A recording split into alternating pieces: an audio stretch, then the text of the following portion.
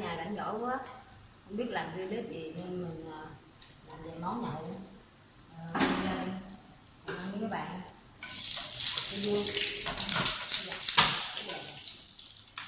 Bây giờ mình làm món sò cải, bò sò cải nha.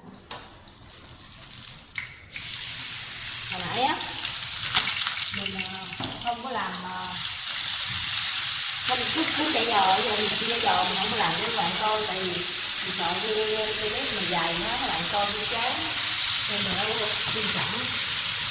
Còn cái này bây giờ mình quay lên mình chiên xào lên cho các bạn coi. Cái này là cải mình mua siêu thị ấy, ăn sống cũng được, mà thì tính lên ăn cũng được.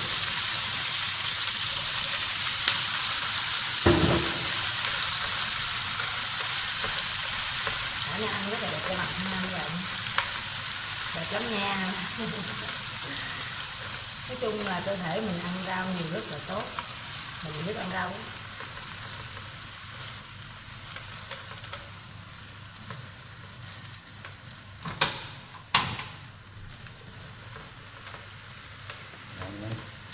Đây một ít bột ngọt, ít muối thôi.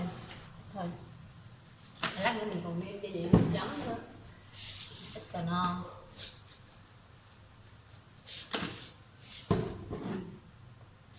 Dầu chút xíu đường rồi.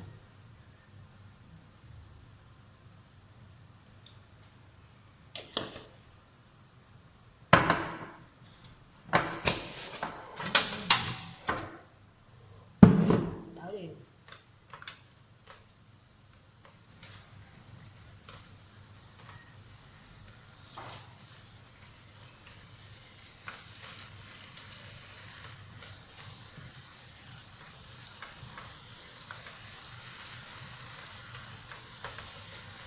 Bây giờ hai món mình đã làm xong, kèm với la set, có nghĩa là có dưa hấu.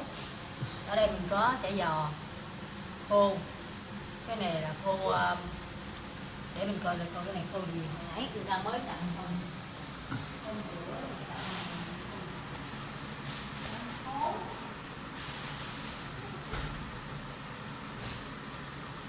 Cái này là khô cá hố nha các bạn. Khô này là cái con cá lim kìm ở dưới quê mình á, người ta ở bự gì nè, nó dài lắm, này nó dài lắm, ở bao nhiêu đây nè, mình cắt nó ra mình chiên, mình chưa ăn thử lần nào á. Bữa nay mình chiên lên mình ăn thử, sẽ nói cái gì nói cho các bạn nghe, nếu mà ngon thì bạn cũng mua lên ăn thử cho biết. Loại khô này khô nội với người ta. Đây là bò sò cải lúc nãy của mình,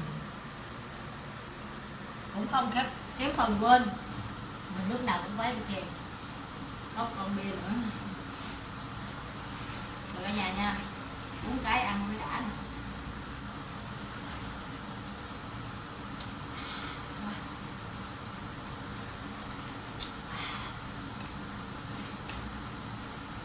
Uống nước khô nha.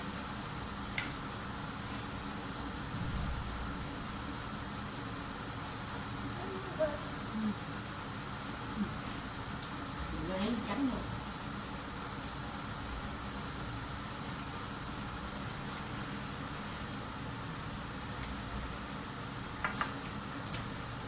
Ba món này mình ăn kèm nước luôn nha các bạn.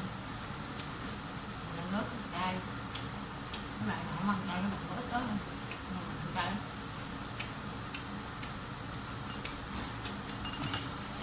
Hôm qua đi Mỹ Tho về các bạn, bệnh luôn. Bây giờ mình mới làm, đâu có làm clip nổi đâu. Bữa nay mình mới làm clip nổi.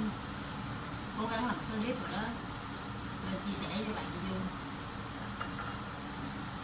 Cả nhà nha.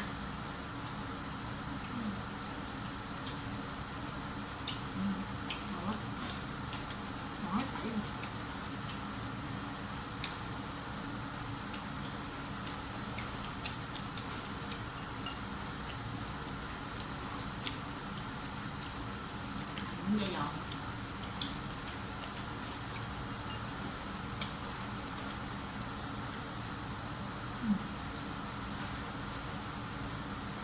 ở trong đó, cái này hôm qua là mẹ chồng cho,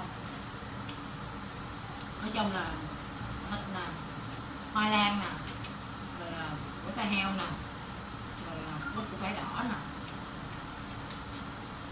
bún bào nè, Wow, ở ngoài nó có dầu, cái trong này ngọt quá sao, nó rất là ngon.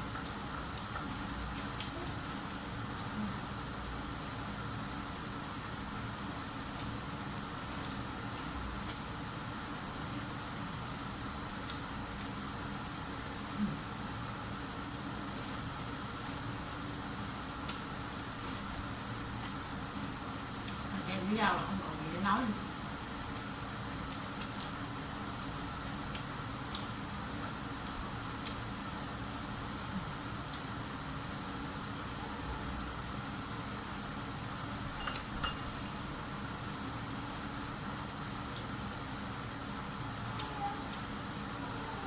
Hôm qua ăn nhớ mày nhớ hôm qua ăn kia mình về đi không? Quán ốc đó thấy gì? Nó nhỏ nhưng mà vừa đã trễ rồi mà người ta vẫn thấy mà không biết tại sao đi 10 năm rồi mà về người ta vẫn còn nhớ mình, nhớ rõ mình luôn.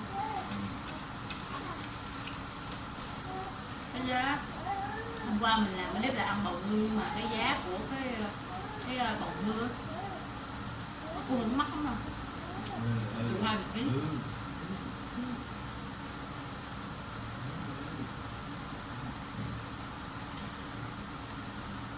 Ăn cua hoàng đế á, mọi người nó tùy theo giá nhỏ bao nhiêu thì mình không biết, nhưng cái giá con lớn á tầm 1 triệu,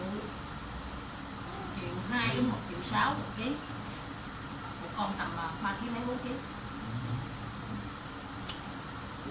Bữa giờ ra ở nhà mình đến quê mình không nuôi gì thì còn nói gì còn có ở đó mình có giá cũng không đắt đỏ.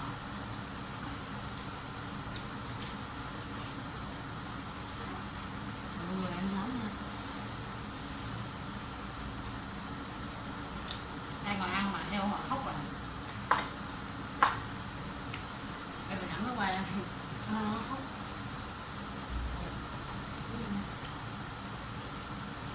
Ẵm nó qua nha.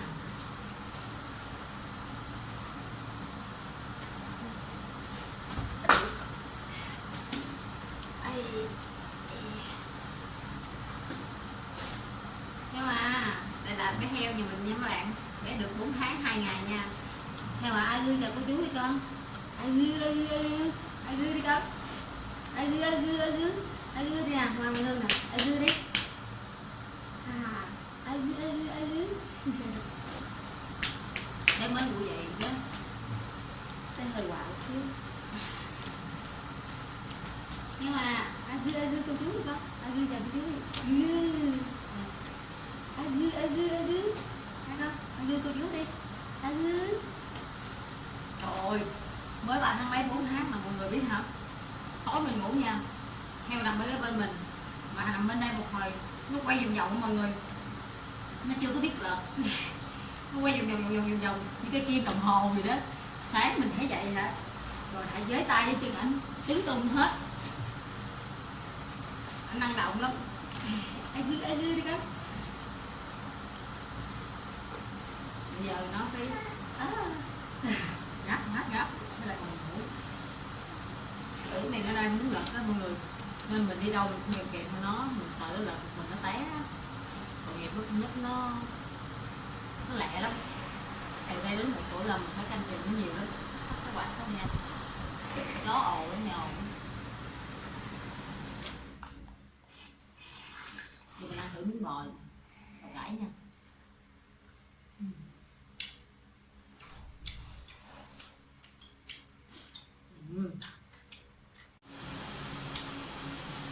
Heo quậy quá mọi người, nhãn mà nó có nhảy rồi, cho bún không chịu uống.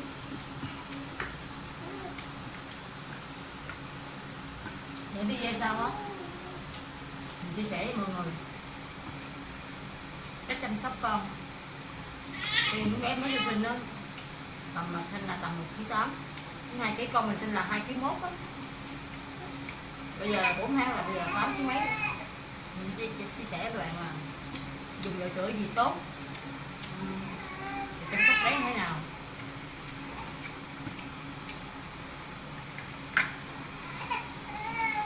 Mẹ Hương nha.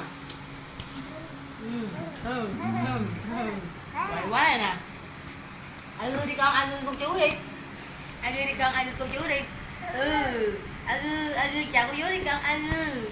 Ai gư, ai gư, ai gư. À.